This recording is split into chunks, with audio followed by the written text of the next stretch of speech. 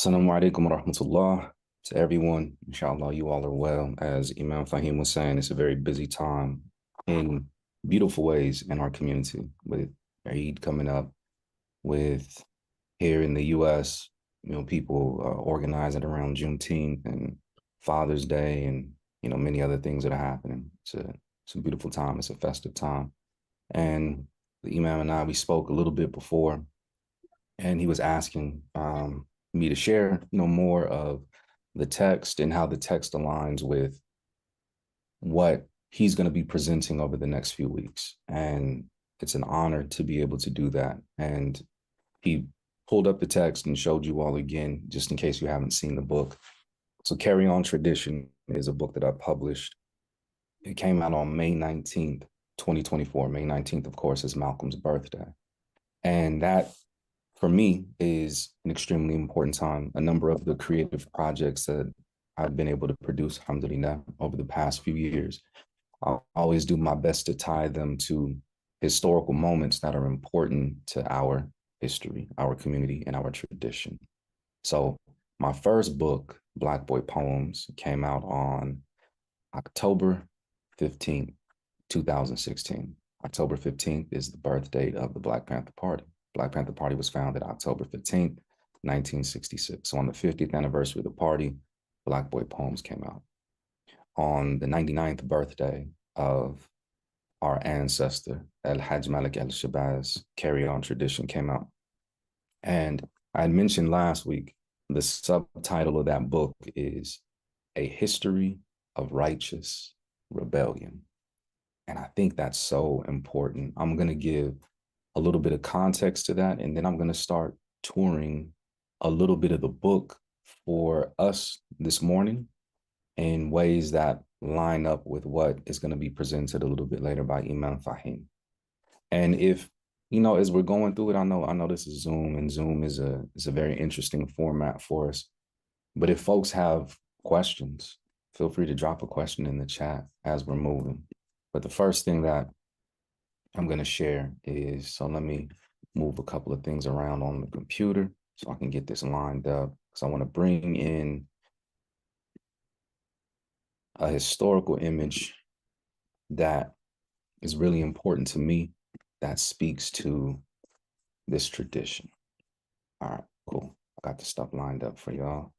Now let me get the share screen going. All right. Y'all are able to see this picture. It's me standing at a grave site or a headstone. Okay, cool. I'm assuming that folks are able to see it.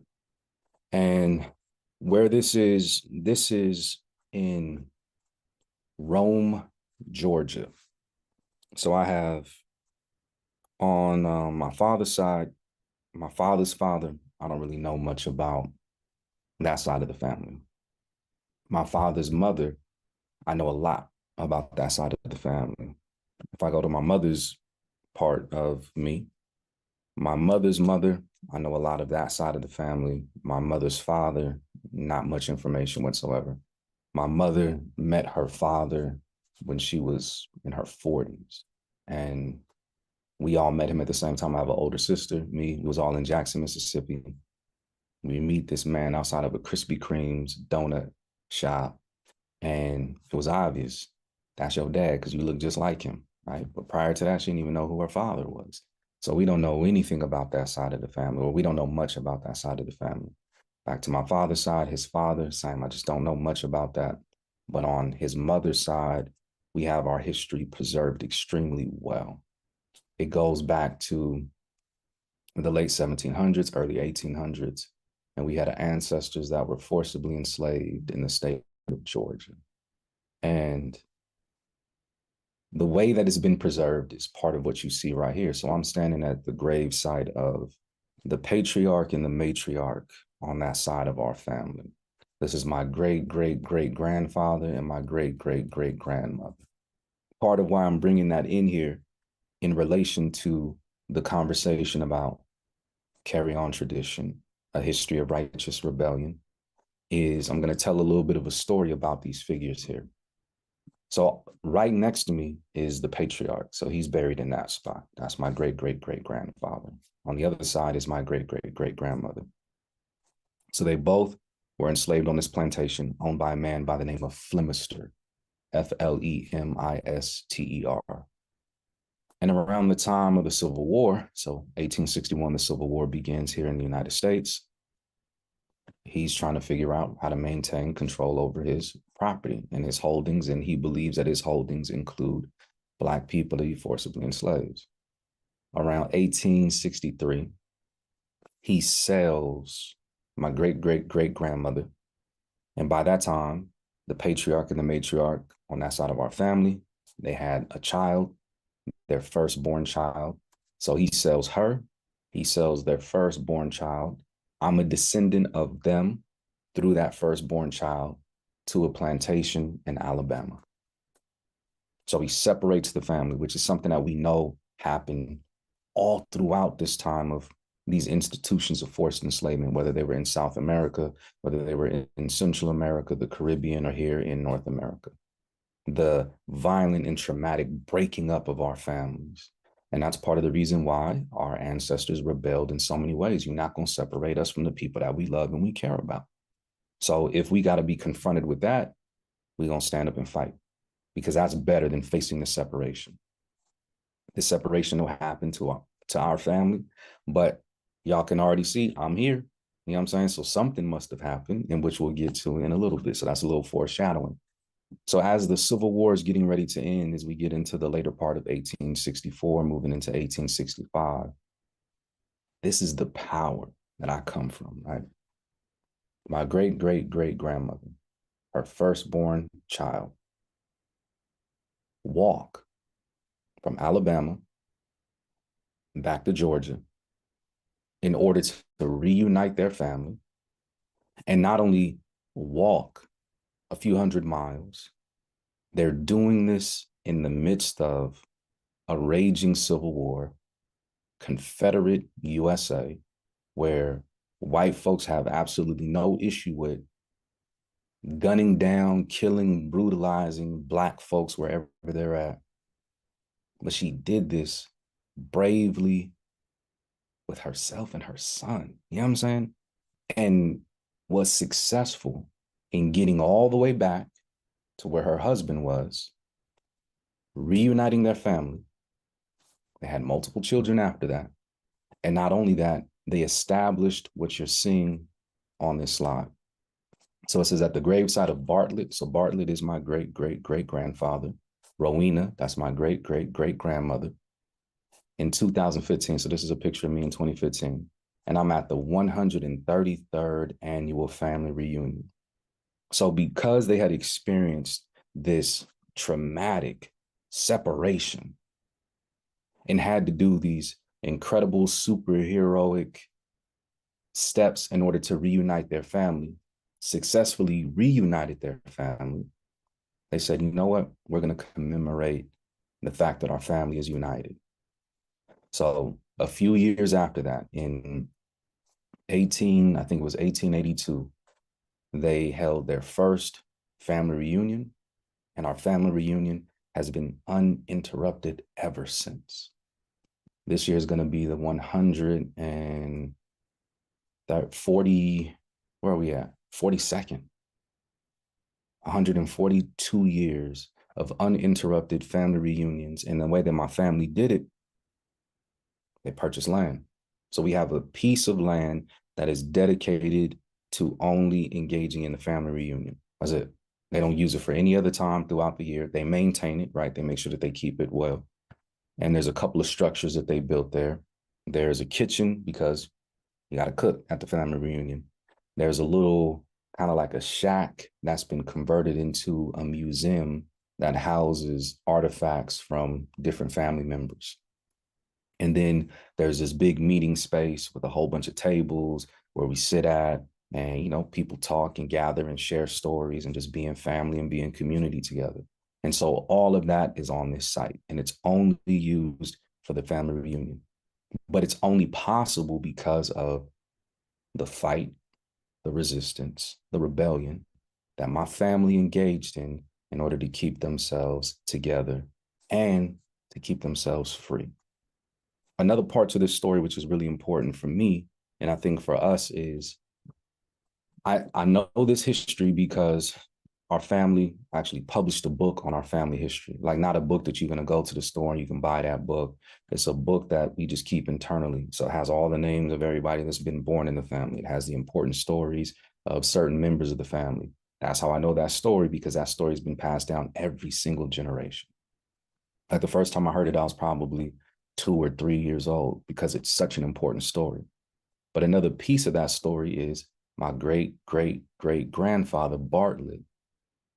He was a practicing Muslim. And I don't know how Islam spread through our family after him. It's quite possible that I might be the first Muslim that appeared in the family again after Bartlett and Rowena were together. But in his story and in the way that his story is passed down to us from multiple generations, it says he was a Muslim. He had knowledge of medicine. He had knowledge of herbs. He used his knowledge and his information in order to heal his family, to heal the brothers and sisters that he was forced to experience forced enslavement with, and that he was also a teacher. And to me, that's important. That's really powerful, because all these generations later, Islam is flowing within the blood of our family again. And many of those same characteristics that he embodied, that we have been taught that he embodied, we're doing our best to carry on to that.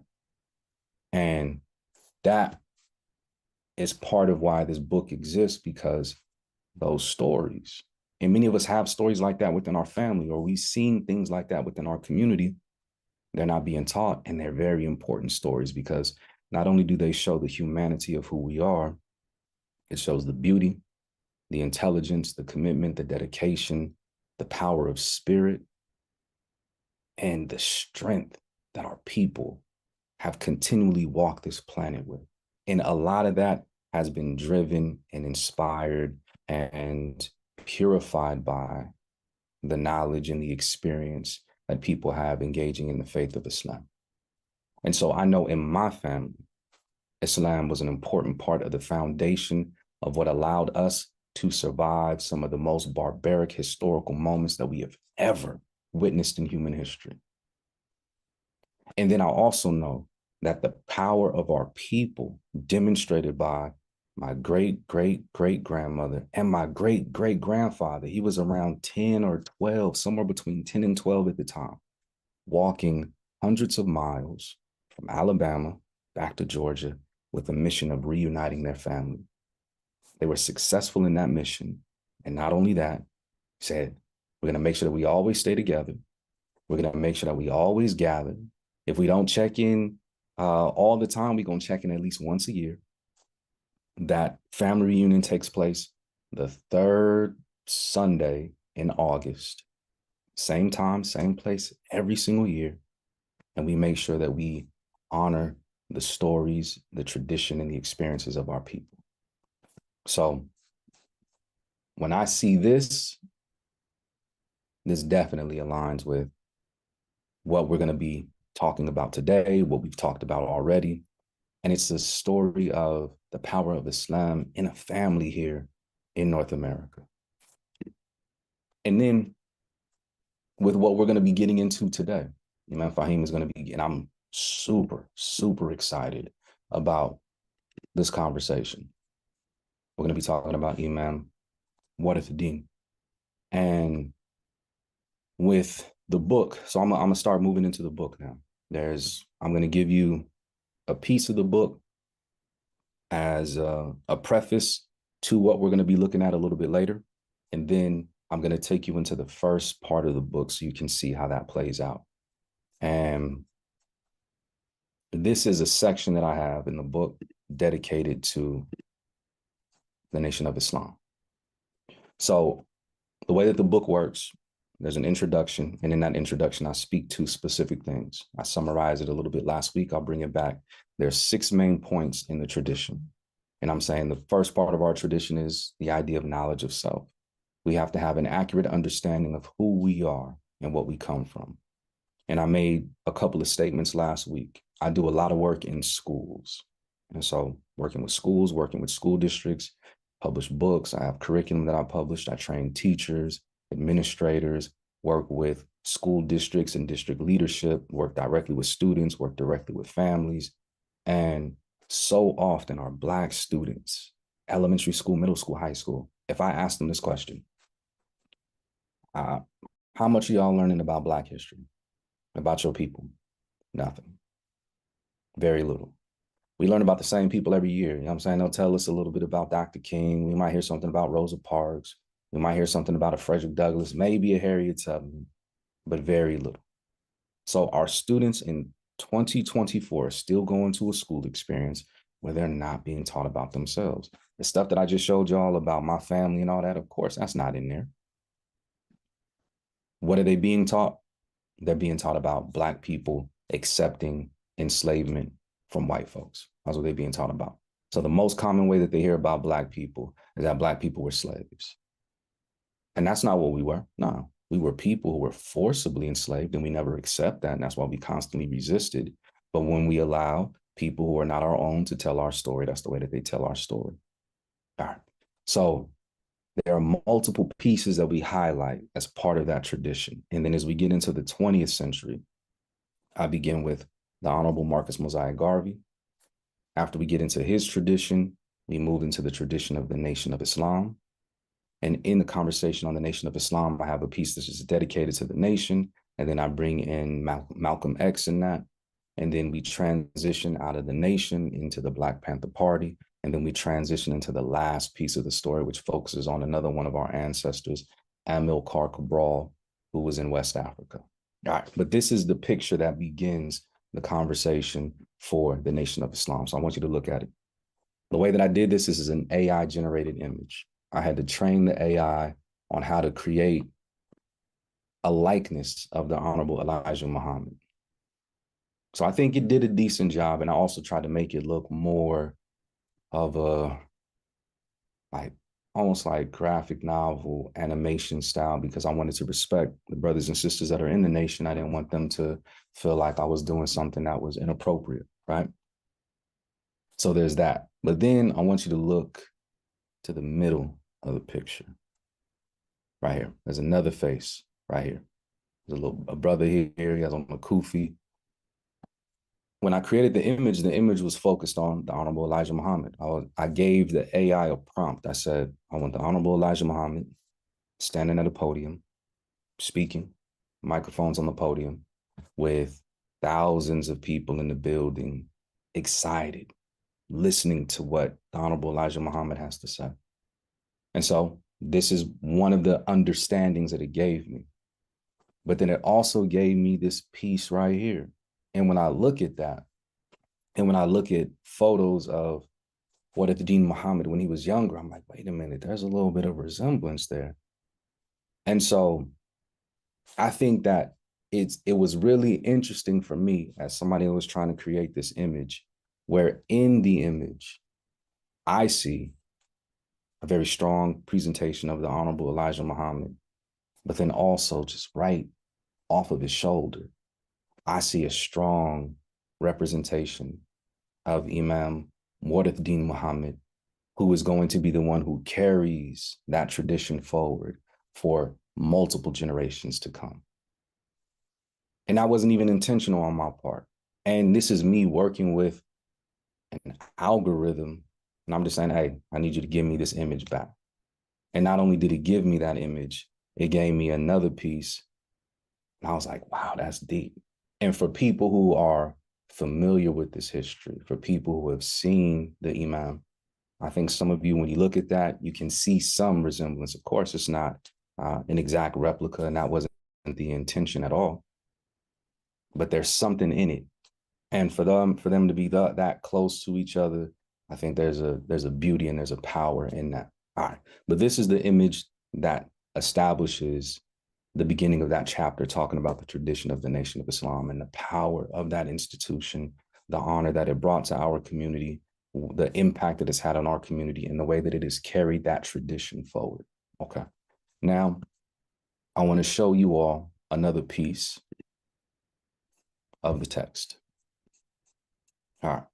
So this is how the book works, and this is how we get into what I'm going to be presenting for today to line us up to what the Imam is going to pick up on when he jumps back on in a second. All right, here we go. Okay, so I don't expect you all to read the stuff that's on here, but this is what the book looks like. Got the table of contents, and I'll make this a little bit bigger, so hopefully y'all can see it a little better. Here we go. All right, so we're going to start today with this piece on carry on tradition, moving into the tradition of Santo Domingo. All right. Here's the introduction. This is a song that I wrote that inspired part of why this book is here. Then we get into the first part of the tradition. All right, this image right here. I'm going to pull this back out because I want you to see the whole page, because this is going to give you an idea of how the book works. All right, so every page in the book has one of these images, one of these really powerful images. And then underneath that is the explanation of what that history is supposed to be representing in that image. Then we move to the next piece. So you'll see this shortly. So this is another one of these really powerful images. And then we have the historical breakdown of what that's speaking to. Then we have the next piece. So we're going to cover all three of these. So let's go back up to the first one. And again, everything here is all AI generated. So I gave the AI prompt. Well, I created an AI prompt. I said, I want to depict a moment in the year 1441 off the coast of West Africa in a fishing village where a Portuguese ship is pulling up to the coast. That's what's being depicted right here in this moment, because in the year 1441, this was the first time that Western Europeans, who were going to soon become the imperial colonizers that ravage the African coast, the Western Hemisphere, and other parts of the world for the next few centuries. This was the first encounter between them that resulted in these Portuguese folks hopping off their boat, brutally kidnapping 12 West Africans, putting them back on their boat, taking them to Portugal to be forcibly enslaved. So I wanted to try to capture some representation of that moment, because in that moment, multiple things were created, but two things that I wanted to highlight. You have the beginning of this epoch or this era of imperialism, colonization, forced enslavement on behalf of these Western European folks. But then you also have the tradition of righteous resistance, because our people never accepted it. And part of what drove them to never accept that, of course, was the spiritual traditions that they carried inside of themselves. And not everybody that is featured in this collection were practicing Muslims, but a number of them were. And whatever their faith system was, that faith system became a tool in their resistance. And especially for the brothers and sisters who were standing on a tradition of Islam. Righteous resistance, standing up to what was unfair and unjust. If you see something wrong, change it with your hand. If you can't, you speak out about it. But the weakest of faith is just feeling bad about it in your heart. Paraphrasing that hadith from the Prophet, sallallahu alaihi wasallam. We intentionally tried to change it with our hands for centuries. This is the beginning. So in that moment, that's why this is called the origins of our tradition. This is speaking to that history. And again, right, talking about what our students are experiencing in school. They're not being taught about this moment. They're not being taught about the resistance behind this moment. And they're certainly not being taught about what our people did in response to this from the very first time. Okay, so in this story, there were two Portuguese captains who were responsible for this first trip. And after they captured, here we go right here, I'll highlight this piece right here. After they captured 12 Africans from the local population, right? They took them back to Portugal, to their king, queen, and the prince. And the prince is somebody that some of y'all might be familiar with because he's known as Prince Henry the Navigator. They were like, wow, this is great. We need to do more of this. So they go back. They go back 2 more times. And then after that, no more trips. Why? Because this was the response. And so if we're looking at this picture, this is what I told the AI. I said, I need you to give me a picture of a Portuguese ship, a Portuguese caravel, right, from the 1400s on a river in West Africa. I need some West African soldiers on the shore of that river, and the boat is being destroyed. Because what happened in our people was when that first instance took place in 1441, and their people were taken from them, they were like, never again. We're going to be ready for this if this happens again. So when one of those Portuguese captains came back for another trip to try to take our ancestors from their home, our people responded, destroyed them, destroyed their ship. The second captain, same thing. He tried to come and do that on like his third journey. They were ready. Saw him coming to the mouth of the river, took aim, multiple arrows, destroyed him, destroyed their ship. They don't tell our history correctly. We got to know our history. This was the response to 1441.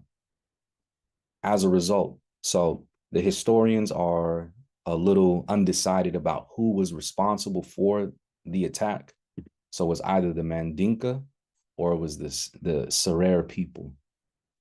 But it was one of these groups who were watching what was happening, saw these folks coming and said, we got to take matters into our own hands and we got to change that because they are bringing harm to our people. And this is the response.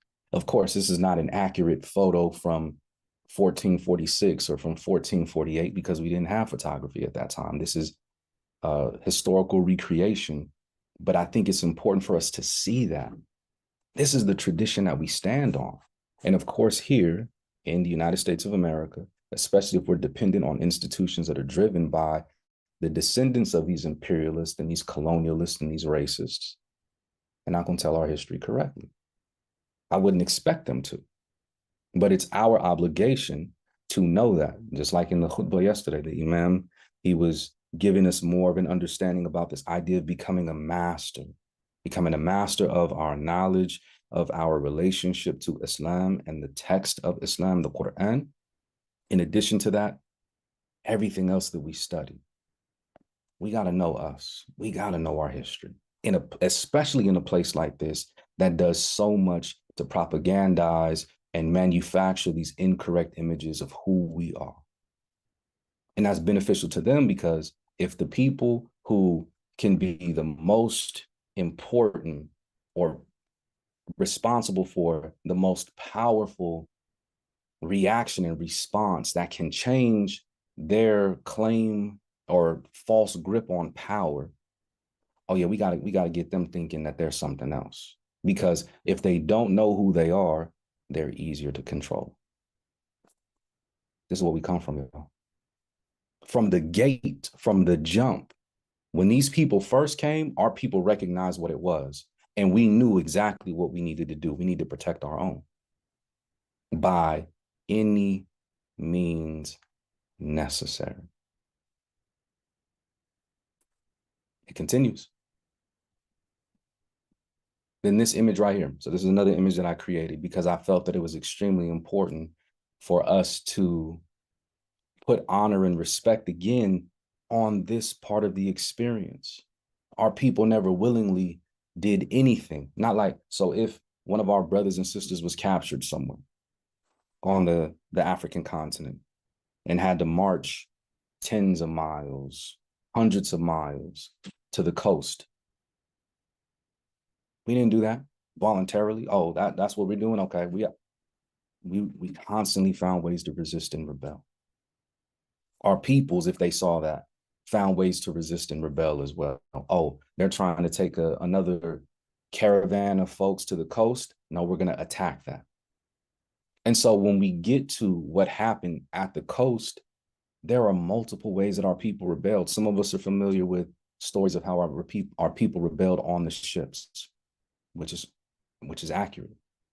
Based on Western historical records, they say somewhere between like 1 in every 10 ships experienced some type of onboard insurrection on behalf of our people. I don't trust their numbers. So anytime they give a number, I'm assuming that number was far greater than that. But not only did our people resist and rebel when they were on the ships, they resisted and they rebelled when our people were still on the continent. So this is something that was fairly commonplace, right? So you have these slave castles that had these slave dungeons. There were multiple instances of West African peoples saying, our folks are there, we're going to attack those castles in order to get our people free. Or when the Portuguese or the Spanish or the British are trying to put our ancestors on those ships, we're going to attack the ships before they depart the African coast. That's important because, again, it tells the story in a more accurate way. Our people never accepted it. Now, we know that there were some West African groups and West African communities who participated in trade with Western Europeans. There's no doubt about that. This is not trying to reframe or rewrite that history. And they did that for multiple reasons. But our community never accepted the fact that, oh, we just going to let our people go. We fought back, and we continuously fought back. And then if we weren't successful on retrieving our family members on the African continent, then of course, our people fought back at sea. Everywhere our people were at, we fought back. And this is not something that just happened in the 1400s. It continued in the 1500s. It continued in the 1600s and continued into the 1700s. It continued into the 1800s. That fight changed because the conditions changed. And so when we move into the 1900s, that fight continued. And that's why we see so many different examples throughout our history. And if we're concentrating just on the United States, when we look at the early 1900s and you see Booker T. Washington, and you see the baton being passed to Marcus Garvey and the UNIA, and then the Nation of Islam comes up in the 1930s. And then we see other organizations that pop up in the 40s and the 50s moving into the civil rights movement.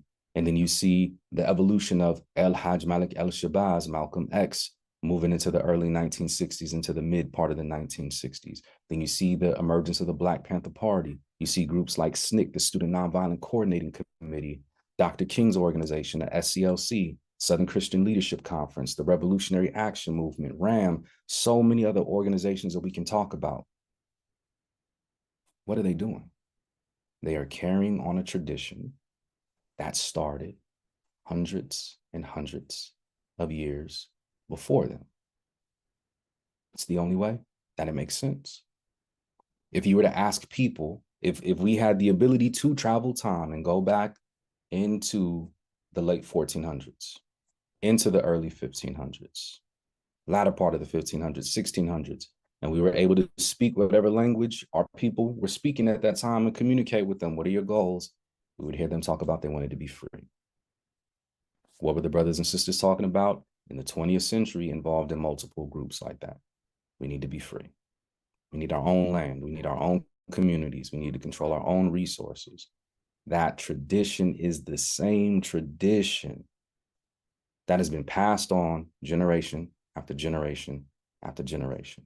All right, so then I'm going to go here real quick as we begin to transition. So once we get off the boats and our ancestors are brought here to the Western Hemisphere, I start telling this story, the tradition of Santo Domingo. And I do that because this is the first example of a collective, a major organized collective rebellion on behalf of our people here in the Western Hemisphere. So to tell the story of Santo Domingo properly, we have to acknowledge the native and the indigenous people who were the original owners of that land. So we talk about Haiti before colonization. So this is me depicting that in image form and then giving you some of that history of the people who were there before the Spanish colonizers came over.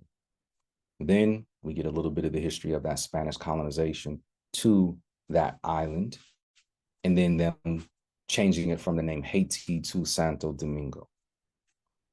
Then we get into the story of African peoples in Haiti before this major uprising that we're going to be talking about. So this is my image depicting them, the work that they were forced to do. You get some background on that. Then we get here. This is the Santo Domingo Rebellion. So we talked about 1441. This takes place in 1521. So we're now 80 years later, and we're now on a completely different hemisphere. So 1441, African continent. 1521, Western Hemisphere, modern day Haiti. And in this image, I have a sister and I have a brother who are the prominent figures in the forefront of the image. Because the Santo Domingo Rebellion was based on historical records, was organized by a man and a woman. When we get into the story, the plan of enslaved Africans, led by Maria Olofa and Gonzalo Mandinga, both from the Wolof ethnic group in West Africa. They're the ones who put the plan together. And what was their plan? What was their goal? They wanted to end the institution of forced enslavement on the island of Haiti, and they wanted to free all their brothers and sisters. That's what their goal was. So they organized a plan. And where did this take place? This took place on a plantation owned by the son of Christopher Columbus. So Christopher Columbus, his name was Cristobal Colon. His son was Diego Colon, and Diego Colon owned a plantation. It was called the Nueva Isabella Plantation. That was the name of the plantation. So on Christmas morning, 1521, Maria, Gonzalo, the way that they're named in those Spanish records, had organized this plan, and they attacked the Nueva Isabella plantation owned by Diego Colon, the son of Christopher Columbus. Organized effort, coordinated attacks, goal to end the institution of forced enslavement and to free their people. Powerful. The first of many instances of rebellion, righteous resistance on behalf of our people. Who has more of a right to resist than people who are being unjustly treated and oppressed? That's our folks. But they don't tell our story correctly. We shouldn't expect them to. It's still our obligation to know our history, our tradition, and who we are, and to stand up on that. So those are the things that I wanted to present this morning on that, because that sets us up.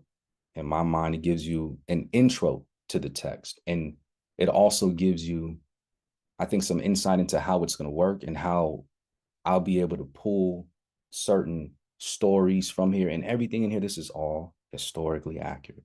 I'm not stretching any of the information, like based on the best records. And this is, you know, a lot of my own study, but just texts that are out there. If you wanted to look up the Santo Domingo Rebellion, you could look it up online. You'll find a lot of these, a lot of the information that I spoke on, you'll find it there. And anything else that's in here like that, you'd be able to research it on your own. And so you can see how I'll be able to pull these different vignettes out that will align with what we're doing as the Imam progresses in his breakdown of this glorious history that we stand on. And some of you are people who help move this history forward for us and carry that tradition on. And for all of you who represent that, I'm truly thankful, because as a young man who grew up in the 80s and the 90s here in the Bay Area, if it wasn't for folks like you are who were exemplars and standard bearers, I mean, I don't know if I would have had that direct connection, if I was solely relying on what I'm being taught in school.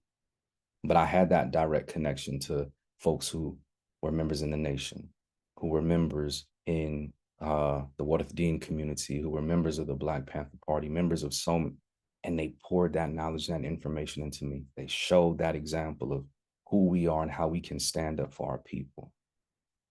And we still need that. Our young people need that. Every day they need that. And so this is one of my most recent efforts to try to make that history a little bit more digestible and put it into the hands of the community. And inshallah, it will be a successful effort, and it will be a way to honor the history that precedes us. And it'll be a way to inspire us to be more intentional with engaging with who we are and to continue to carry that tradition forward. So, Imam Fahim, I can pass it back to you. Assalamu alaikum. We good? Perfect. Everything is good. Perfect. I'm telling you, according to Allah's plan. See, the folks don't know. I didn't know exactly when I was going to be back in the chair, right? And I just walked through the door. Unless you got a homing device or a spying device on me or something, how would you know? So that's Allah's plan, and it's working as always perfectly. Alhamdulillah Rabbil Alameen. Thank you so much. We're going to go ahead and push on, and then we'll follow up before we close out formally. Thank you. It's an honor to have you along with us. Alhamdulillah. Alhamdulillah. So let's go with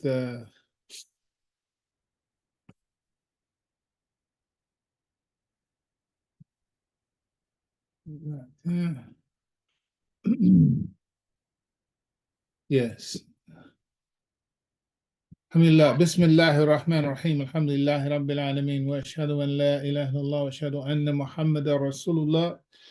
Dear brothers and sisters, Assalamu alaikum wa rahmatullahi ta'ala wa barakatuh.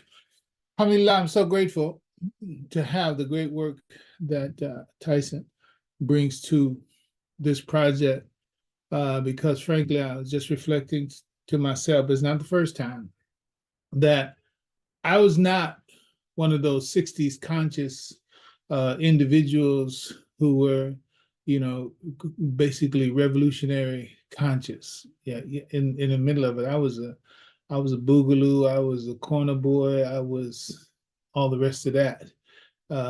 Graduated high school in '69, and had my year or so. Yeah, a year of living dangerously is when I realized that, okay, well, this is not going anywhere. And then I went back to JC, and it's in that course I found the Nation of Islam, etc. After dipping my toe into UC Berkeley's School of Engineering. It didn't matter being afraid. It was just I got caught in a good way, by the message of the Nation of Islam, and haven't looked back, and no regrets. But I did miss, because of the other aspects of my life, I missed the richness of that period of the Bay Area in the '60s. I can think about one occasion where I was recruited, or an attempt was made to recruit me to the Black Panthers, actually. One of the things that you will know about, and this is historically, and I'm not very familiar with the current, how can you say, incarnation of the Black Panthers. But one thing for sure was in that original team, I'll call it, they were maximally articulate, right? And I can really only remember one phrase from that conversation, because some people say on the other side of it is that if you remember the '60s, then you weren't there, right? Because it had to do with the cloud, if you will, cloud nine, that most times we were on. So in terms of that conversation, one term, lumpen proletariat, for some reason, when I heard him say, I love words, When I heard him say lumpen proletariat, that's the only thing out of all that conversation that really stayed with me, because just something about that word that just registered. Any case, I look forward to more and more and more. I thank Allah I have the book, but I look forward to the personal touch that Tyson brings to it. And one more thing before proceeding further down the road of the last resurrection and the Renaissance. uh, that is, we just finished the series. I didn't declare it as finished, but it is finished.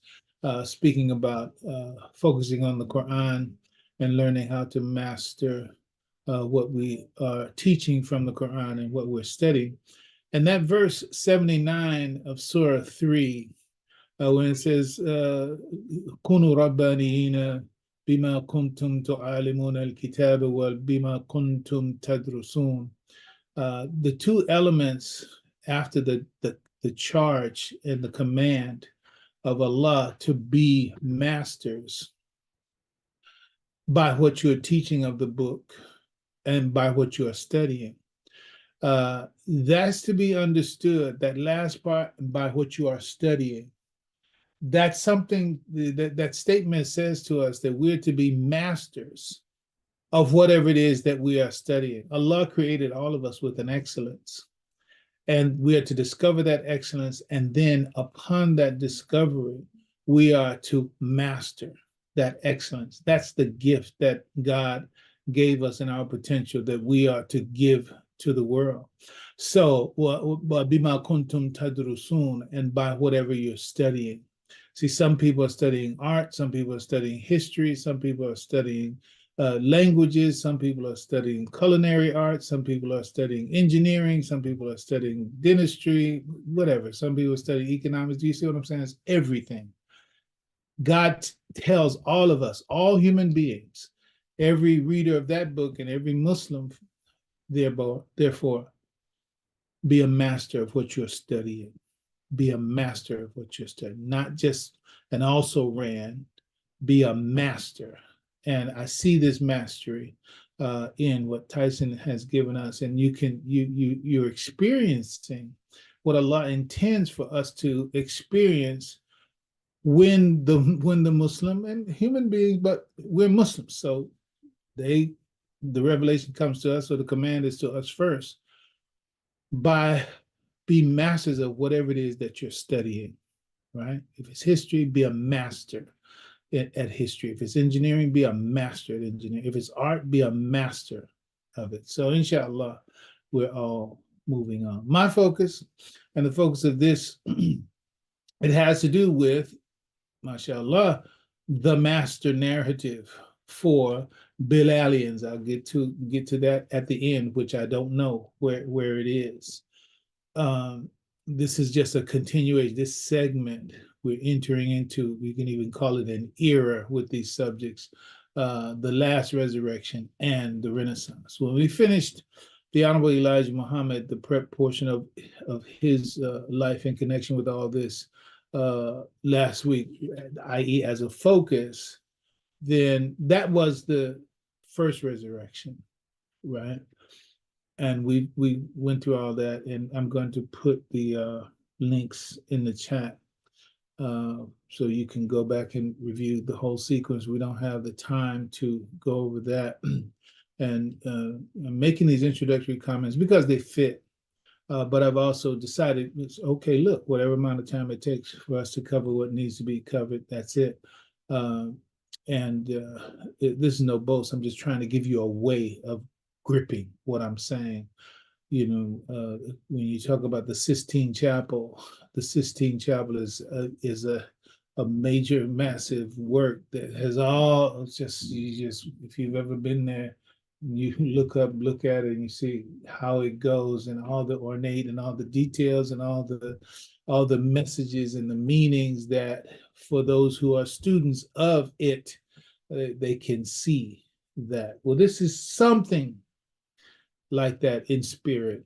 It's like, well, look, there's a lot of details to this journey, but when you understand it, when you have a sense of it, if you can find, if you can feel, if you can see the divine providence in it all, then you will have an energy, a motivation, an objective, an understanding, even an identity that is much stronger by virtue of having that understanding. So that's where we are on this, and I thank you for your patience with all of this. You might even these comments and the whole process going forward. So let's keep dipping into it. Here's a big cornerstone aspect of Imam Wartha Muhammad, because that's where we are now. We're just starting into Imam Wartha Muhammad, which calls for going back, making other connections with Elijah Muhammad, with Farad Muhammad, and that's why it's just very useful if you can hold to the continuity, if you can find the symmetry and see the connections and see how each one feeds into the other. And then, inshallah, you'll be able to see the divine providence in it, because none of this is an accident. We talked about redemption by nature. We talked about redemption by design in the earlier segments. Imam Muhammad makes this statement, University of North Carolina in Wilmington, February 10, year 2000. He said, I want to begin by saying that I am a product of, well, maybe an experiment, but for sure a strategy. We believed in a myth that was for us reality, a myth of the origin of man, the origin of the world. I doubt if this myth will ever be that well known as the many myths. See, he's talking about Yaqub's history, the deportation of the moon, and different aspects as such. Let me say, y'all don't need to worry about this, but I'm going to go ahead and do this. I set the situation where Blog Talk Radio could also have this. It won't be a regular. This is really just a test. I don't think it's going to affect us, but we'll give it a shot. Call Blog Talk host. Calling Blog Talk host mobile. Welcome to Blog Talk Radio. Please enter your PIN when finished.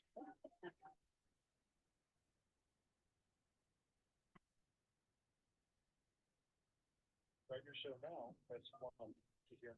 Since it appears you're calling back into the live show, we are reconnecting you now. Your show will go live in 5 seconds. 4, 3, 2, 1.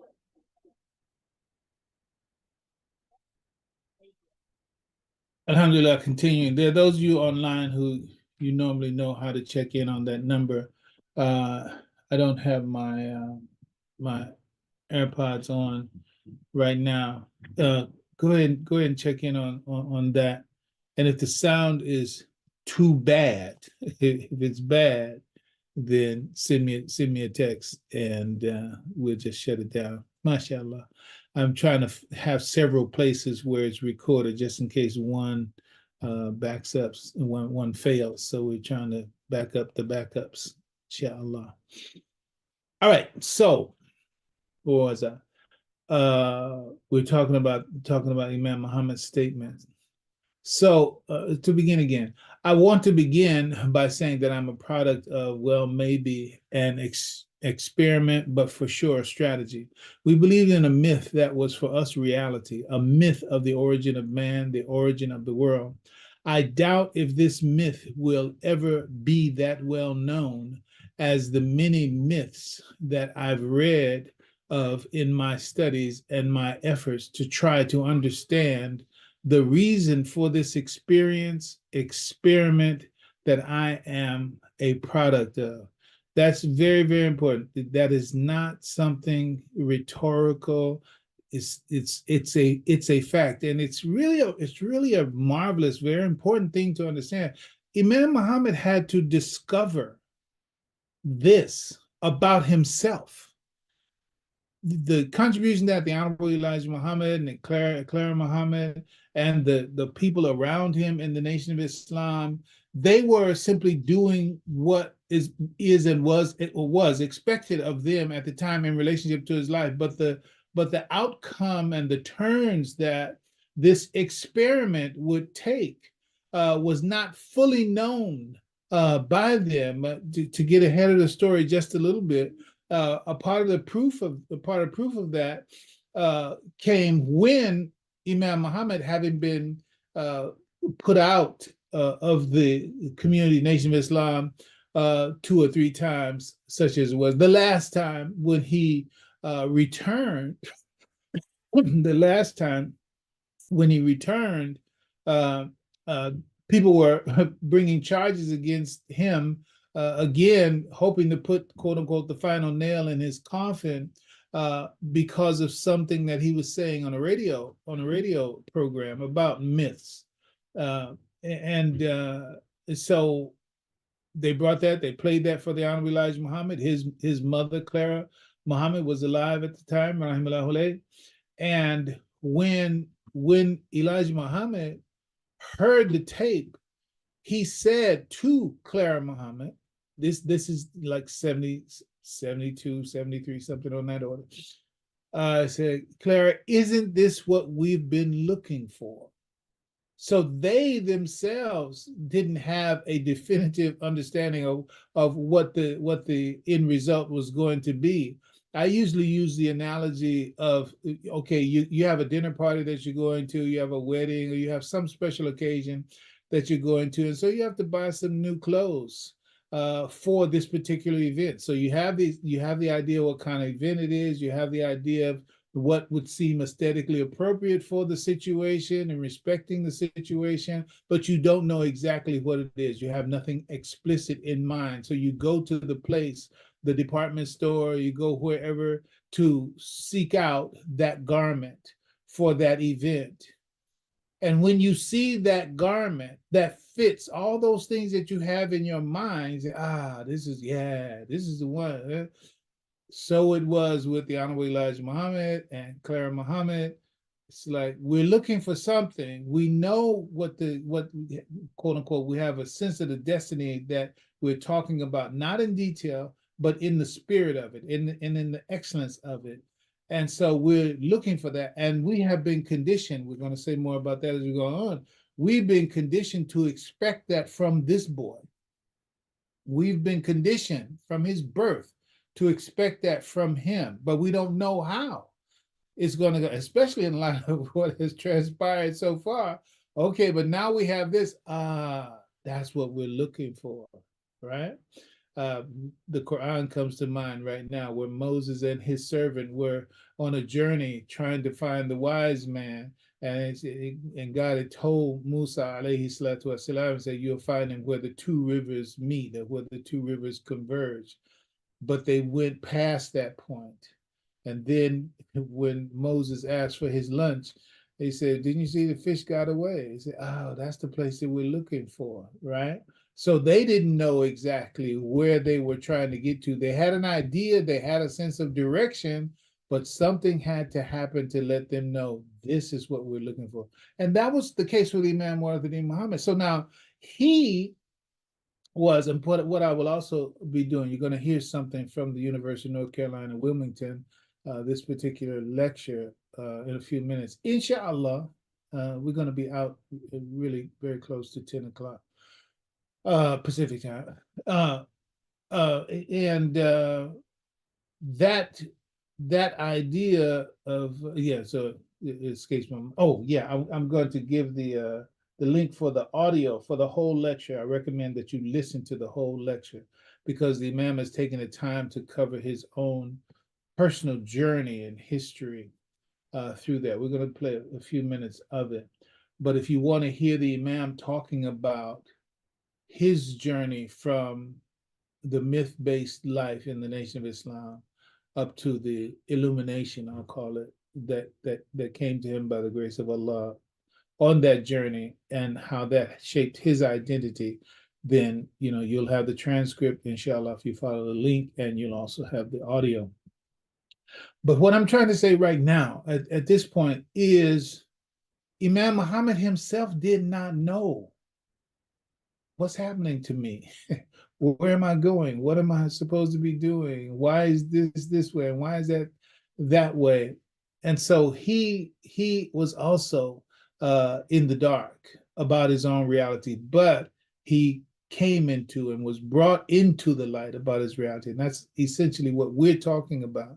So I'm saying that for the Honorable Elijah Muhammad, for Clara Muhammad, for the Nation of Islam, for Wallace D. Muhammad, it's like it was a mystery to all of them. But it was in Allah's design that this cultivation, this germination, this potentiation, let's call it realization, that it happened in the way that we are experienced. We are the inheritors of the fruit of that particular work. But the Imam himself had to be the source of grasping what happened to him first. And then he turns around and tells us, this is what has happened. This is what happened to me. And this is why it happened.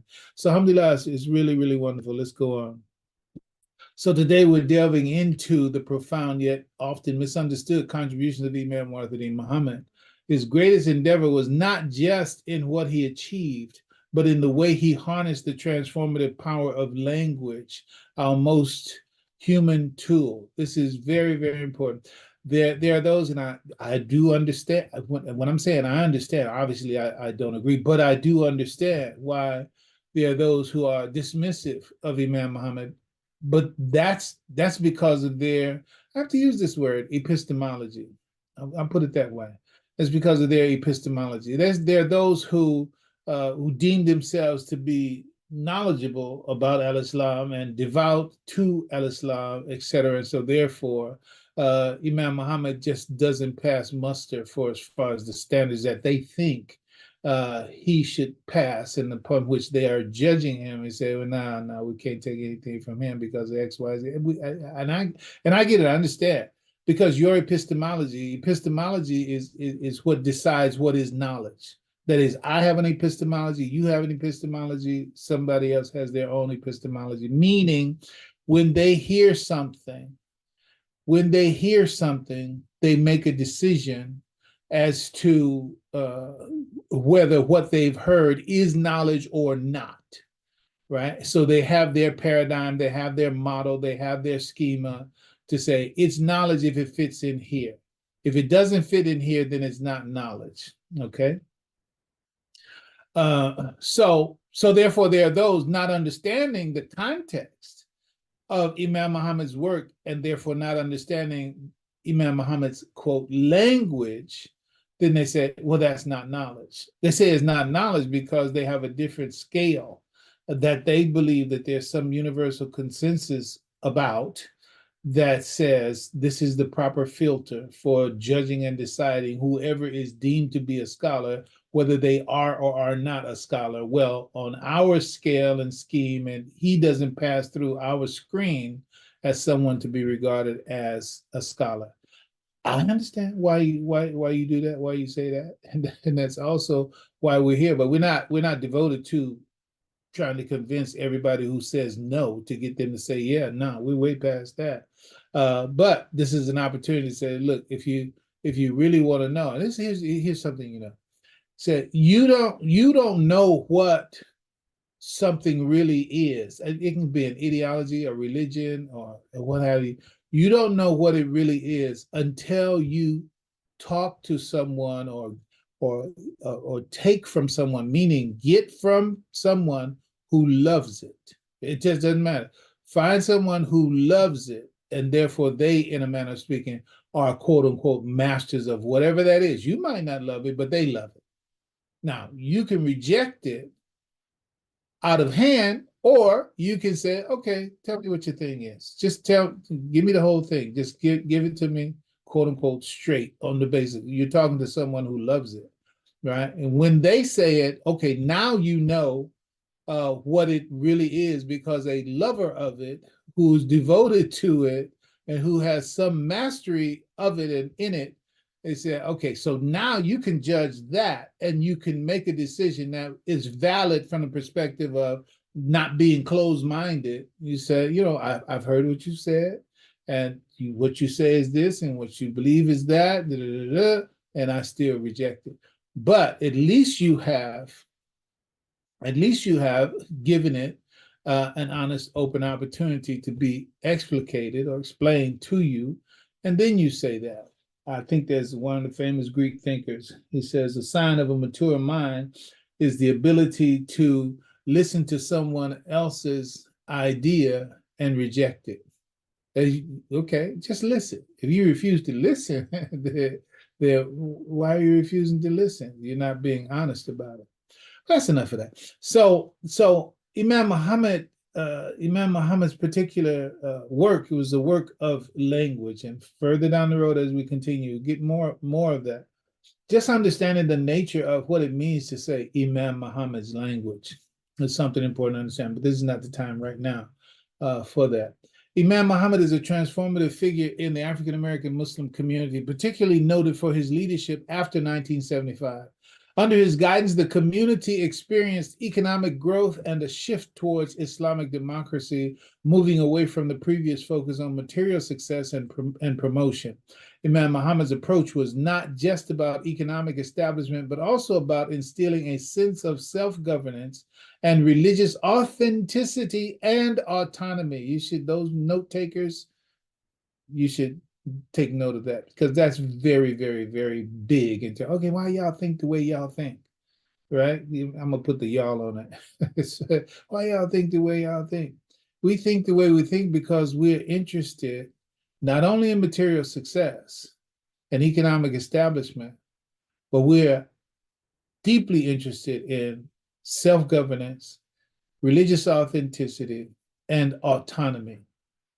It's very, very important. I remind you that the first suit of the Nation of Islam, the uniform of the Nation of Islam, was red, white, and blue. And that Farad said that he came by himself on July 4th, 1930. He's laying the cornerstone and said, look, this is about independence. This is about independent thinking. And this also brings our attention back to the issue of looking for a garment for that special occasion, even though you don't know exactly what it is. So it was with the founding of the United States of America. Those thinkers, they didn't know what it's going to turn out to be. They didn't know because it was absolutely unprecedented in the world to establish a republic, right? But it was and it continues to be an experiment. You can tell that. This is 2024 for history's sake. You can tell that by exactly what's going on in this election year in the United States of America. Who is going to be the president, and who are the candidates, and how are the mechanisms that are supposed to be checks and balances, how are they playing into or fouling up and corrupting the intention that's stated in the Declaration of Independence and the Constitution itself. This was an experiment. The Nation of Islam was an experiment. Farad Muhammad was the one who established that. But be that as it may, in whatever the case might be, the idea of the quote-unquote American life, the ideal America, not the one that somebody's trying to make great again. I'm talking about the ideal, the one that says we hold these truths to be self-evident, blah, blah, that one. That was is an experiment, right? But of all the things that it is, it said independence is the biggest thing. Recognition of humanity, equal across the board, living a life where we have this shared freedom space. That's the goal. That's the intention. Now, it's on every generation. Those who signed the Declaration of Independence say, look, we checking out. It's all on y'all. Y'all can mess it up or you can make it work. I think I'm probably messing this up right here. But Benjamin Franklin, you look it up. Benjamin Franklin asked, what do we do? What do we have? Do we have a republic or do we have a democracy? And those were two issues also. He said, you have a republic if you can keep it, right? So at that moment, yes, you have a republic, but can you keep it? That's a big deal. So finish up, Fahim. So Imam Muhammad's approach was not just about economic establishment, but also about instilling a sense of self-governance and religious authenticity and autonomy among his followers. He was respectful of past leadership while also being aware of the changes necessary for the community's progress. His leadership marked a period of transition and enlightenment, emphasizing the importance of education. I hope you're grabbing these little nuggets of significance. Education, big deal, right? Self-governance, big deal. Religious authenticity and autonomy, big deal. These are big principles in the life of those who subscribe to Imam W.D. Muhammad. Anything that undermines or militates against the achievement of that in the life of the individual or in the community, those are the things that you'll find his associates pushing back against, whether it's coming from culture, whether it's coming from ethnicity, whether it's coming from whatever, class, status, whatever the case may be. All right. So his leadership marked a period of transition and enlightenment, emphasizing the importance of education and self-understanding. Self-understanding, another big jewel in this, I'm going to call it a necklace of our life. Self-understanding, because identity is the massive problem that, well, even now, it continues to block, that is, pathological aspects as relates to the identity of the once chattel slave. In all of our efforts to come clean, break through, be free, etc., there's always something that distorts the realization of that authentic self-understanding. It gets inflected by somebody else's idea. You ought to be this, and you ought to be that. You're not going to be genuine until you're this. You're not going to be genuine. You can put our conversation in that call. So the point is, where is the predominant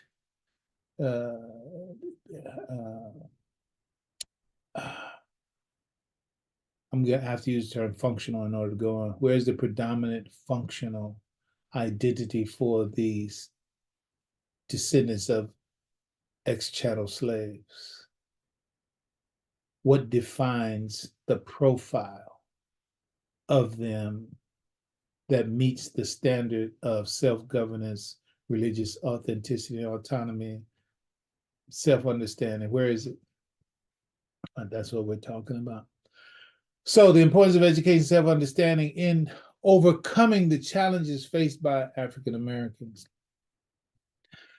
Now, imagine language not as mere words strung together, but as the key to human transformation. This was the challenge that Imam Muhammad embraced, and it became the cornerstone of his mission for al-Islam in America and the world. I need to underscore that. It's language.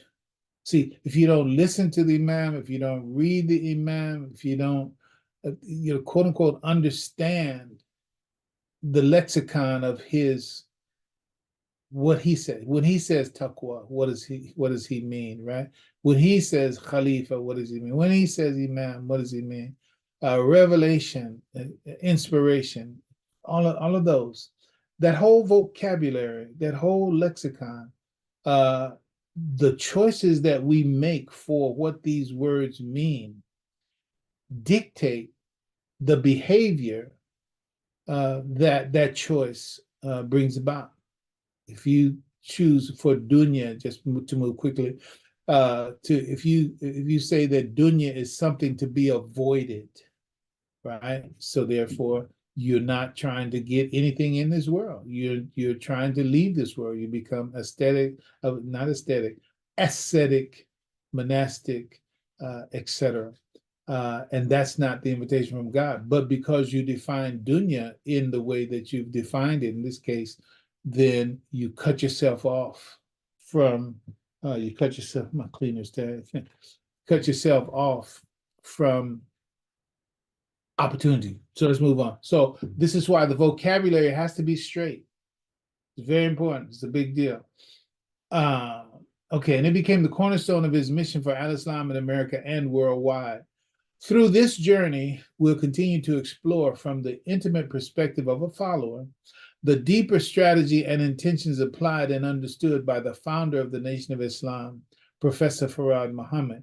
We'll uncover how Imam Muhammad decoded Farad's complex symbolic language and liberated and further elevated the sincere followers of the Honorable Elijah Muhammad, and further how he gave them their true connection to a pivotal lifeline embodied and embedded in the rich history of African Americans' perseverance for full human restoration.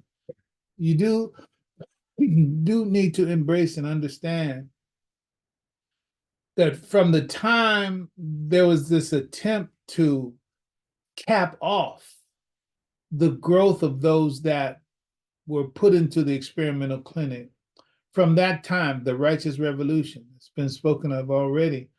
From that time, that's what it has been. It has been a righteous revolution. The idea is we got to get back to all that was taken from us. And the taking didn't just begin on the shores of North America. There was a falling off, even on the continent of Africa. And so the human soul was always questing to get back to its original and proper state. And so it's very, very critical that what happened on this continent and continues to happen on this continent is like you say, just very close, without making a claim for exclusivity, but it's just so close. Is whatever is second place is hard to see from here. Allahu Alam. So that's what Imam Muhammad did, and that's what the puzzling situation of Farad and the Nation of Islam, etc., was a part, literally, just like we talked about. Imam Muhammad had to figure it out himself, figure his own identity and role and place in it himself, and then to also be able to unravel and decode the puzzle and the maze of Farad in such a way that the sincere followers can get the benefit of it. And to do that, even if you just call those two tasks, your own self-identity, and then upon that self-identity, you have to, quote unquote, rescue others from what they themselves believe to be their, how can you say, already claimed salvation, right? Let's move on. His story is about the path he illuminated, a path leading to an authentic and self-determined Islamic life. That's critical. An authentic and self-determined Islamic life. You know, I have to put it this way, no disrespect to anyone, but the idea is that there are those who want to treat Bilalians, people of African descent living in the Western Hemisphere, details coming later, treating like a stepchild. It's like, okay, look, dress like this, talk like this, walk like this, eat like this, read this and don't read that, and then you're going to be a real Muslim. No, that's not us. It's about autonomy, authenticity, self-determination. In Al-Islam, Al-Islam does not call anybody to be, quote unquote, under anybody but themselves, okay? So, move on. His insights were firmly rooted in the sources of Al-Islam, the Holy Quran, and its untranslated form. Imam wants and wanted, and Elijah Muhammad and Farad wanted that these people learn how to read from the untranslated Quran, right? And also, again, the exemplary life of Prophet Muhammad sallallahu alaihi wasallam. All of these are the foundations for Imam Muhammad's language and teaching. His life, pardon me, his life and place in the master narrative of the once captured and enslaved Africans is not just as a historical figure, but perhaps as the most significant modern continuation of that legacy, heralding the conclusion of a special people's quest for identity, full mature spirituality, and genuine community by Allah's will. We are saying, and we believe with every reason to believe so, is by the will of Allah. All of this has been by the will of Allah. And we are at the culminating point. When I'm saying at the culminating, history is just so broad. So 100 years is a split second in the full scheme of history. So when we say that we are at that point, even though Farad has come and gone, and Elijah Muhammad has come and gone, Imam W.D. Muhammad has come and gone, and all the other great luminaries and lives in this line have come and gone. This end of that history, which is a continuation, you can call it a reverberation, whatever, but a continuation. You know, I'll even use echo as a metaphor for like the concentric circles of a rock thrown in a pond of still water, the rippling of what has been put into this life and time of this century, for sure. The head of it, the outer edge of it, is the work that we're speaking of right now.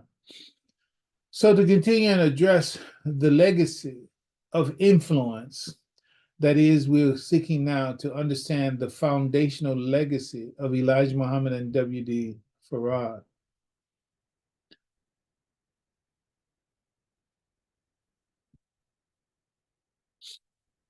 Before his birth, Imam Muhammad was designated by Professor Farad and Elijah Muhammad to play a transformative role within the Nation of Islam. The significance of Imam Muhammad's life and contributions to the Muslim American community began with extraordinary circumstances that can be traced back to even before he was born. It's a part of the master narrative that is both mystical and foundational to his later impact.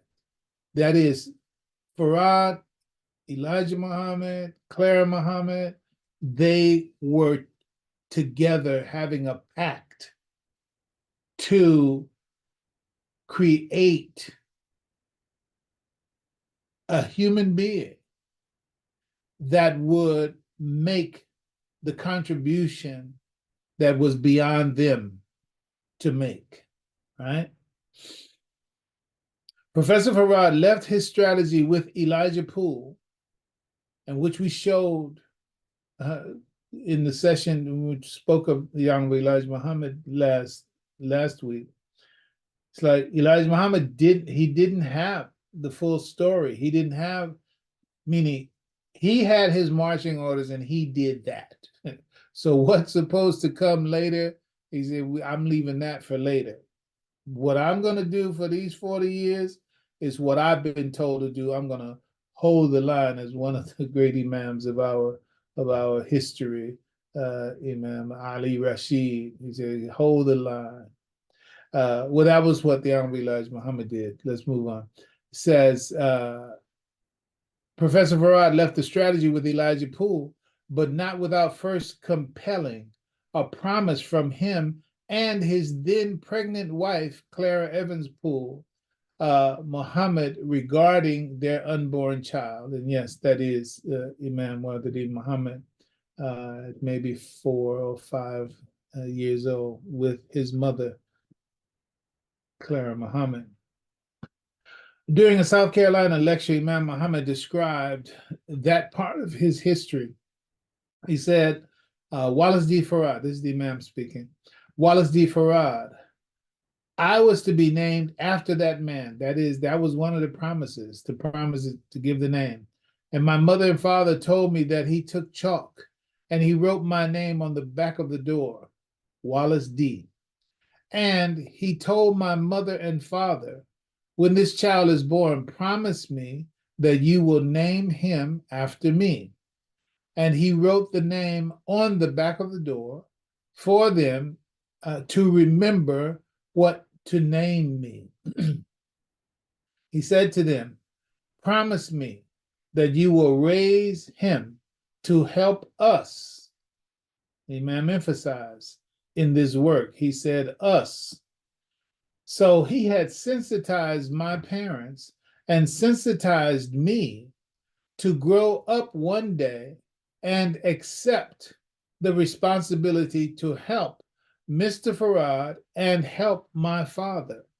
So I underscore again here that they, the Honorable Elijah Muhammad, Clara Muhammad, that Farad had his idea of the outer end, and Imam will bring this up a little more for us as we continue.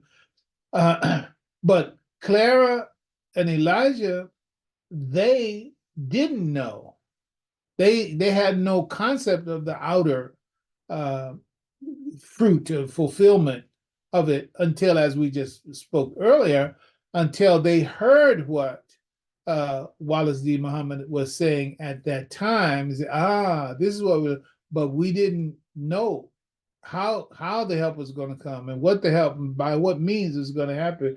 Our job was to make sure that we just keep him flourishing, flowering, and keep that expectation in our community. I'm going to give a couple of examples here. Understand this little imagery. All of this comes from another presentation that we've done, but this has to do with conception up to delivery, right? In terms of that imagery. So when something is conceived, it has to have a germination period, and then there has to be labor, and then it has to be delivered when we talk about human birth. But that's also just an analogy, a metaphor for what happens once someone comes into an idea, comes into a conception, and then they create the womb out of which that conception is going to come, and through which that conception is going to come into reality. That is what Master Farad Muhammad did with the Nation of Islam and with Clara and Elijah Muhammad, with Imam W.D. Muhammad, as we know him at the outer edge, with that son that she was pregnant with, Clara Evans Poole, that she was pregnant with at the time of his, Farad's, departure. This is Laszlo Polgar and the Polgar sisters. Laszlo Polgar is considered a pioneer theorist in child rearing who believes geniuses are made, not born. Polgar's experiment with his daughters has been called one of the most amazing experiments in the history of human education. You look it up yourself, but effectively at the time that Laszlo Polgar began this work, there were no female chess champions. There was a thinking that females did not have the wherewithal to be able to be competitive chess players against men, right? And so there it was not there. So he made it his work to demonstrate his belief that that's a false preposition, a false conclusion, a false position. And he went to work raising his daughters. This was before they were born. It started before they were born. And he went to work to construct a life, a womb, a situation that would cultivate in them that fact, or the realization and the actualization of being international chess champions. And he succeeded in that. And their pedigree, someone goes like this. So from his conception, Susan Polgar, 1969, she became a grandmaster, 1984. Sophia Polgar, 1974, she became an international master in 1990. And Judith Polgar, 76, she was born as a grandmaster in 1991. So he proved that yes, women can, but you have to create the circumstances, the situation in order for that to be realized. We also have it in the life of the Williams sisters, right? Their father, like Laszlo Polgar, had that attitude about their potential as tennis aces, right? All again before they were born. This was an intention formed in his mind, his conscience, his plan to create tennis aces at the level that human beings create things, create tennis aces. It said that he wrote up an 85-page plan and started giving lessons to Venus and Serena when they were 4.5, taking them to practice on public tennis courts. And so Venus Williams, 84, she was a U.S. Open champion in 1997. And Serena Williams, 1985, was a U.S. Open champion in 1999. And we know her stellar history, that her stellar career that just basically ended, whatever, a couple of years ago. So what is this? These are minds that are deciding that what I conceive of and what I plan, and I can design a womb that can bring my conception to fruition. That happens. That happens, quote unquote, let's call it all the time. So that was what also is the same methodology that Farad Muhammad, with his objectives in mind, that's precisely what he did. So there should be no surprise that someone can have a plan, have a conceptualization, have an intention, have something that they're trying to create, and knowing that it doesn't exist at the moment, but knowing that if I can produce the conditions that feed into that actualization, then I can bring it about. Excuse me. Can't drink any water. So that is what happened there, and that's what happened with Farad. Now, continuing with Imam Muhammad's background, he said, my father was away or locked up most of the time for most of the years of my young life until I was a teenager. So that's something that's also missed. Imam Muhammad, born 1933. Farad basically left before he was born. What happened with Honorable Elijah Muhammad is that he basically was stalked and chased both from the inside and from the outside, and so he was on the run for a very long time. And then reading this next note, in these perilous circumstances, prudence dictated that Elijah Muhammad should leave his family in Chicago and keep moving from place to place, more or less in a state of hiding. This period lasted for about 8 years, from 1934 to 1942. So Imam Muhammad, born 1933, and then when it comes that running and hiding away from the family, Elijah Muhammad, that's 9 years. And then in 1942, Elijah Muhammad was sent to prison for his alleged sympathy with the Axis powers, and that is failing to register for the draft, and remained imprisoned until 1946. So now here Imam Muhammad, 1933, and then when it comes 1946, the first 13 years of Wallace's life were spent without any contact with his father.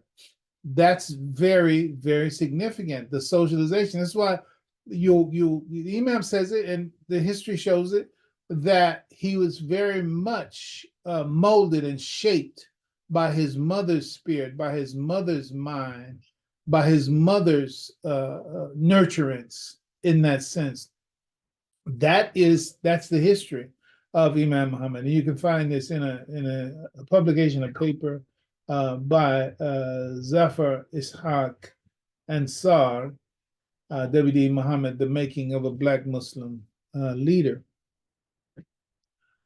Now, so speaking of strategies these conscious efforts. This is an important thing to understand.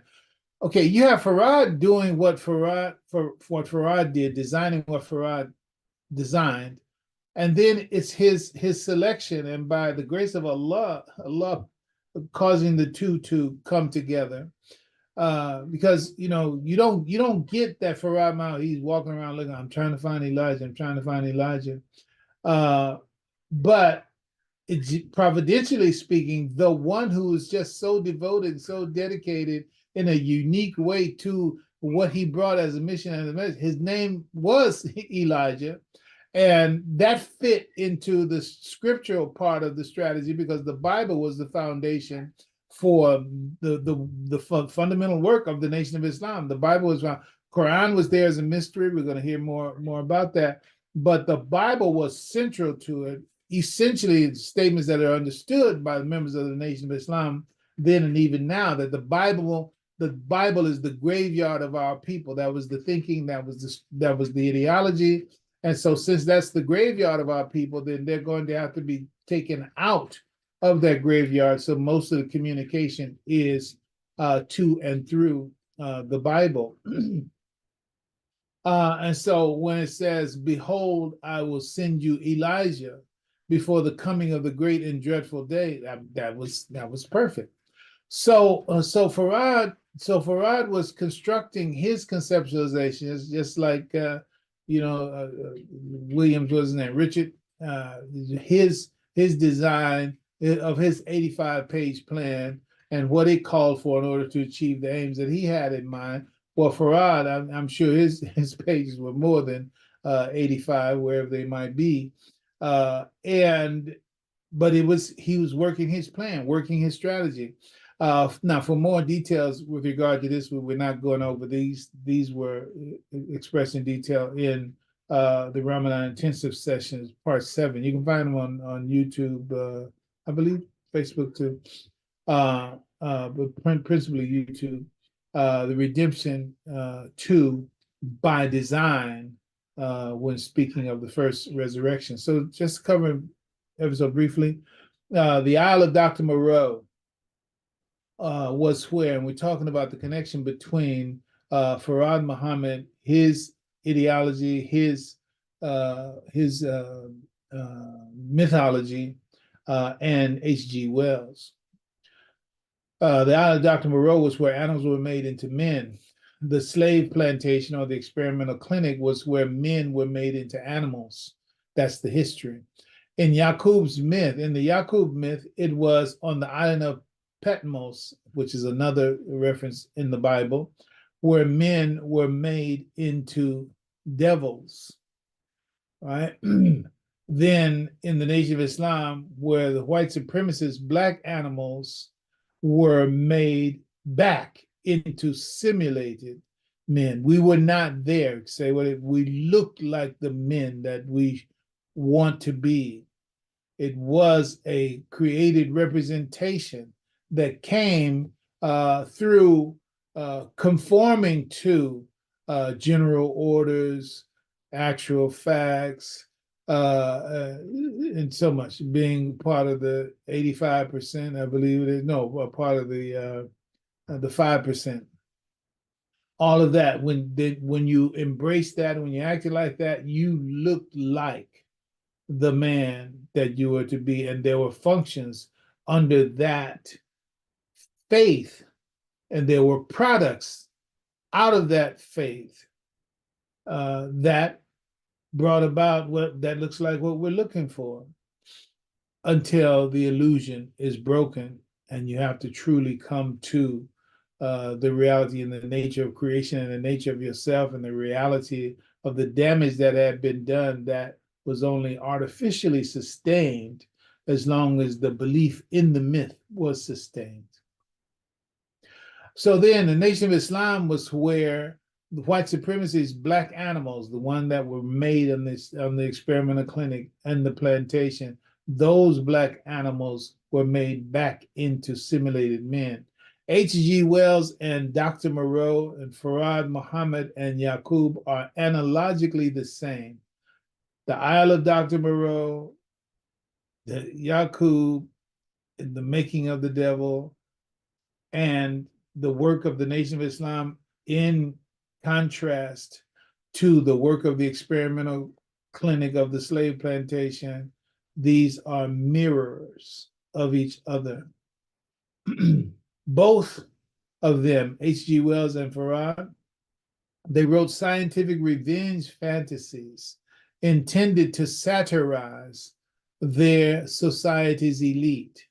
It's a statement that's designed, or rather, when I say statement, it's more than a statement. It's a strategy.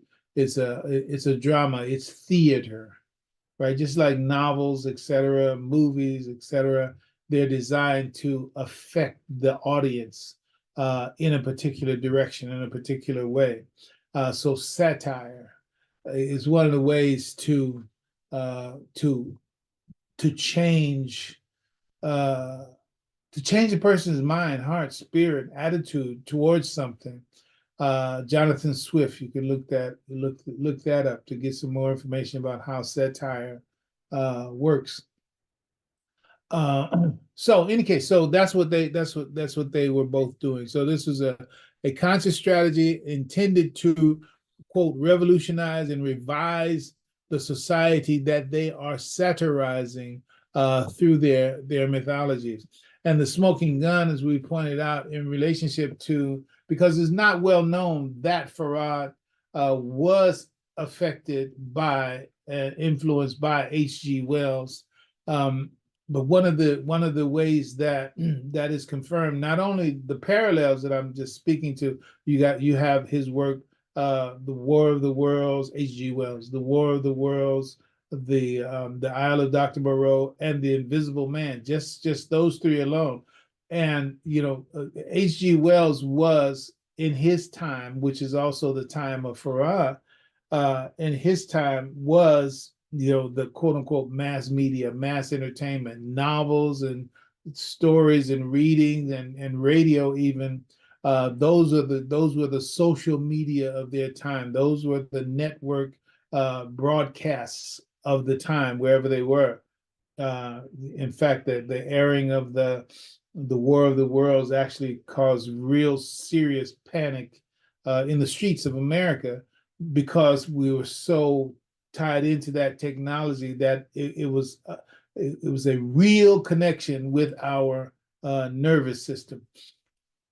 So the clear evidence that this was the case with regard to H.G. Wells' influence on W.D. Farad, H.G. Wells had a short story called The Door in the Wall, and it was first published in 1911 as part of a collection titled The Door in the Wall and Other Stories.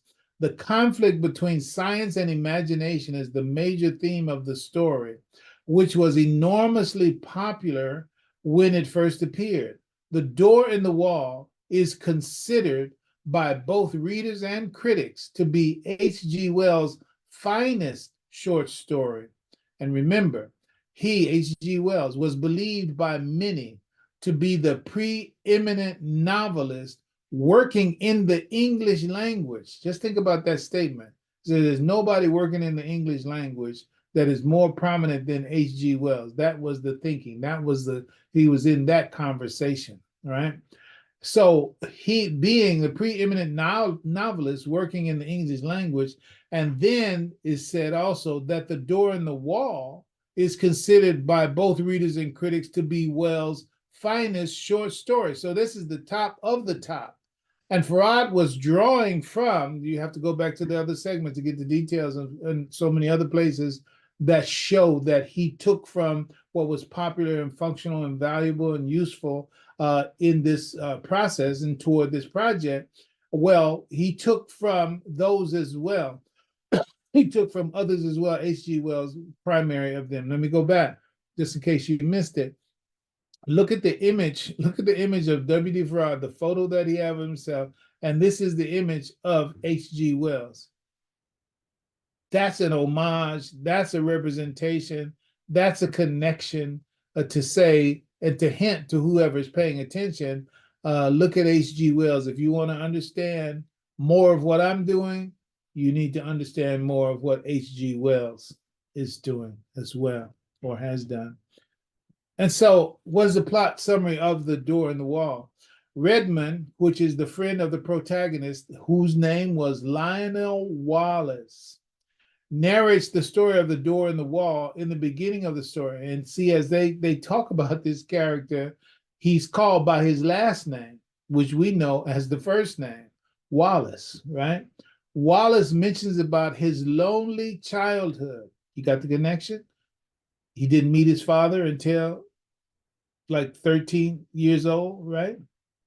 Meaning have a relationship with her. Lonely childhood until one day when he wandered off from the home and into the streets of London, where he saw a green door next to the white wall. Let me say this also, the movie Being There with Peter Sellers. Imam Mohammed said it, and when you, mashallah, Allahu alam, if and when you look at it and see it and read the message of its story, you'll know that it is also about him, and this was also like the door in the wall. That movie is thematically like the door in the wall. So much I'm not gonna go to it, but bottom line, the short version is there's a point in the movie where he, out of his innocence and matriculating and being quote unquote caught up with the powers that be, where he winds up having to do or invited to do a television interview. And he's brought into the station with a lot of fanfare, you know, red, white, and blue, America kind of thing. But the TV station that he's interviewed by is WDM. I mean, you know, you should get that. And there's others that I could point to, other movies that I could point to in that. But in any case, the point is that when he left the house in that movie, Being There, when he leaves the house, it's again just like a boy wandering away from the home and finding themselves out in the streets of an urban city, right? So same thing. He said he wandered off from the home and into the streets of London, where he saw a green door next to the white wall. Wallace is instantly drawn to the door in the wall after the first time seeing it, and that he wanted to open it. However, due to his family, who have high expectations, Elijah Poole, Clara Poole, they have high expectations and strict upbringing towards Wallace. There's a mission for your life. You're not like everybody else. Wallace didn't dare open the door in the wall, and that from that day on, Wallace is tempted and keeps the secret of the door in the wall and fantasize about the enchanted world of behind the wall. That's their grammar. Enchanted world behind the wall. So when you go back and look at the segment before where we detailed this, you know, the white wall was the Nation of Islam, its purity, and it's then the idea of the purity that it's seeking. The green door in that white wall is the Quran, the Prophet, al-Islam, those possibilities that he's been exposed to. But because of that history and because of the expectation and the lack of clarity that he had at a given time as to how he's going to fulfill that role, and again, not wanting to disappoint his mother and father, in any case, it's a parallel, a very clear parallel to that. But finally, of course, he went through the door, and perhaps another time. I think we're at the end. Oh, perfect. So we'll talk about what began that transmission. So inshallah, I hope this audio works, because I didn't click that piece that when you share, make sure that you're sharing, you can share the sound. Okay, we're gonna know right now if you can hear the sound. So let Tyson, let me know if the sound. Civil engineers. This is writings from Quran. Yeah, sounds good. From civil engineers. Sounds good. Mechanical engineers. He told Yes. us this in his own hand. So he didn't want us to remain ignorant, but he wanted us to be contained in that very peculiar language environment and become educated under our own schools. He said, don't go to the devil's schools, meaning the white man's schools. Have your own schools. So we did. I'm a product of elementary school and high school, Nation of Islam, built by my father, but the blueprint for it was given to him by this Indian, Asiatic, who calls himself an Asiatic. Getting back to Asiatic, why he called us Asiatic?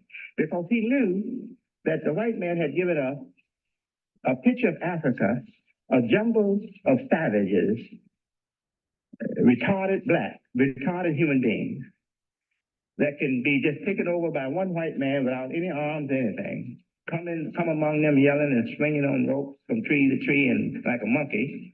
But because of his superiority over them, he could just master them and become a god for them, become a deity for the blacks.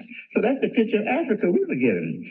Beating drums and going half naked and acting crazy and being dominated by superstitions and vulnerable to anybody who will come in with a little magic, and especially to a white man.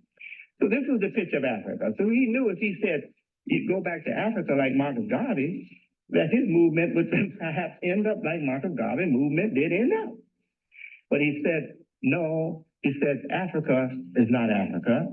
He said, and America is not America. He said, the whole earth is Asia. He said, originally, the whole earth, this is his myth, part of his myth, one of his myths. He said, the whole world was Asia, and the white man changed the name. He said, it all was called Asia. So you are not Africans. He said, you are Asiatic. You are the original black Asiatic. That's what he told us. This is then documented in our lessons that we got. Farrakhan has this. His followers have this. So this is powerful magnetism. Powerful magnetism. It's hard to break the grip with something like that once you accept it, especially when you had no prior knowledge of the history of man and his myths and everything. Now, I have to bring this to a conclusion very soon.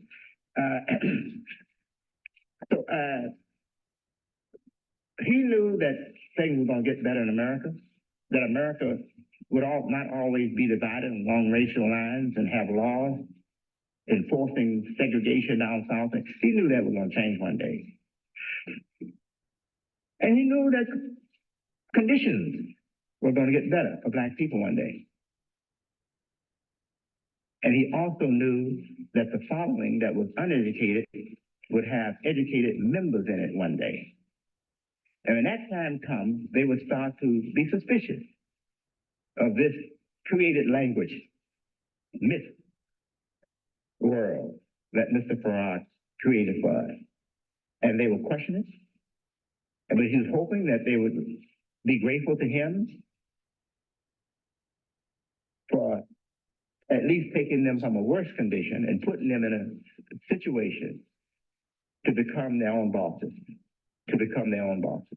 and that they wouldn't hate him, but they'd try to understand him and search his language. And he believed that if they searched his language after getting education, they will discover that he himself ridiculed his own language. And he did. He ridiculed his own language. And he promised that Islam would come. He told my father, he said, there is coming another Islam. Another Islam will come. He said, you'll get another Holy Quran. And my father really believed that.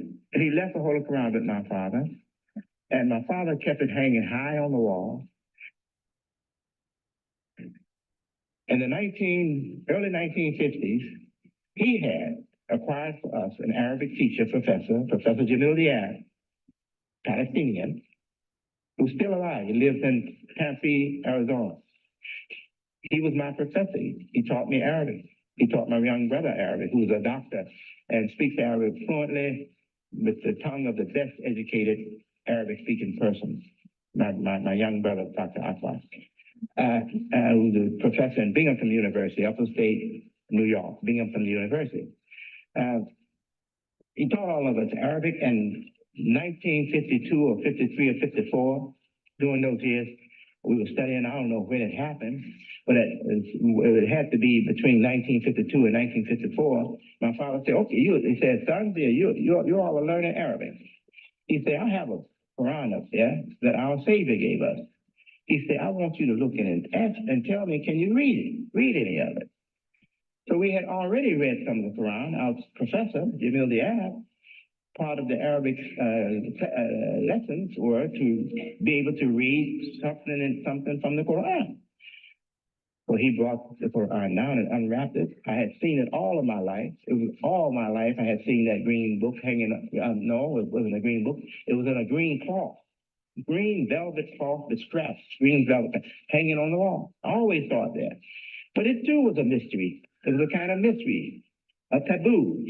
It has power. It's sacred, but you can't touch it. Don't go get it. Don't go try to get a ladder now and go up there and get that book. Daddy, you'll be in trouble, serious trouble. So now here we are being given permission by my father and my brother and I to look at it and see if we can read it. So we opened up, and first time, as soon as we opened up and looked at it, our eyes met. Our eyes and my eyes met. And we met, it looked like we were saying, like we were saying to each other silently with our eyes, with the look in our eyes, this is difficult. It's going to be difficult to tell Daddy it's the same as all the other Holy Quran. That's what we saw. It was no different than any other Holy Quran in the language, Arabic language. Arabic language was the same as the Arabic language in all Holy Qurans that Muslims read throughout the world. So that was the beginning of my coming to the Quran and being influenced by the Quran. It eventually influenced me to give up all those myths and ideas that I couldn't be comfortable with, and to come to accept that the Islam that all Muslims on earth believe should be our Islam, and that's the only true Islam. So I accepted that. And when I accepted that, I tried to also be patient, understanding with the people who followed the Honorable Elijah Muhammad, because I was one of them. I had come from his ideas to accept this universal idea of Islam. And so I wanted to be patient with them. So I began to wean them off of the language, the old language, as I was at the same time introducing them to the true language of Islam. Alhamdulillah. So one of the things that you can see from this and should see from this, so 52 to 54, the Imam says around that time. So the Imam born in 33, right? So he would have to be between 19 and 21 in that at that time. So this transition that people saw much more full blown in 1975, when he actually came into the functional role of leader of the then Nation of Islam, it was germinating for more than 20 years, just taking those numbers, for more than 20. So working inside and with that community, with that awareness, was something that Imam Muhammad was already doing. So that's going. Yes, we'll pick up with this part, the noble lie. We're going to pick up with that, inshallah, at our next level. So right now, I'm going to stop to share. Invite my co-host with for any comments that he would like to bring, and we're going to finish up our day today. Tyson, if you have any comments you'd like to make, please. I appreciate the history. I never heard that lecture before. So that's what I have to do. I got to put it in the chat. Please, because I would love to hear the whole thing. Like, and you had mentioned that you want us to do that if we got the time. But like me listening to it and then thinking about some of the stuff that you and I have talked about, and then some of that history that I was presenting before, it's such a beautiful way that he spoke to how he was being prepared to carry this tradition forward in a different direction, and how you spoke to it last week, talking about the Honorable Elijah Muhammad and what the nation was like. It was like almost like wudu, like preparing our community to move into this next phase. And so seeing that active in the mind and the body and in the soul of Imam Wafiddin Muhammad, that's beautiful. Like just hearing him see the, like be there and like this is the same thing that we've been reading and we've been studying, and how that was getting him ready to take those steps that he did 2 decades later. Inshallah. So just thank you for that. Thank you for bringing this information to us. I want to thank you for your mastery. Alhamdulillah.